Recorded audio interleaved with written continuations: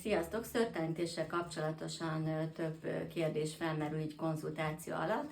Hiába olvasnak utána a vendégeim, azért van egyfajta vagy többfajta típusú kérdés, ami mindig érdekli őket, úgyhogy ezeket fogjuk pár videóban megválaszolni.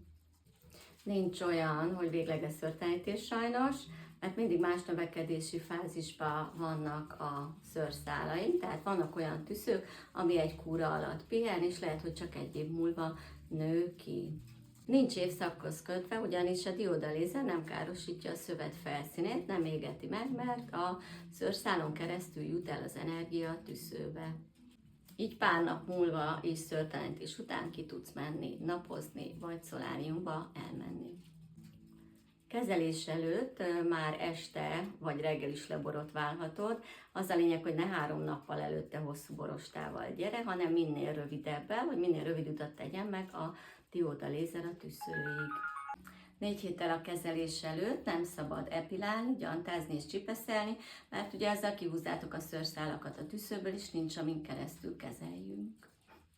4 hetente kell jönni kezelésekre, ez ki van számolva, hogy folyamatos legyen a szőrtüszők gyengítése.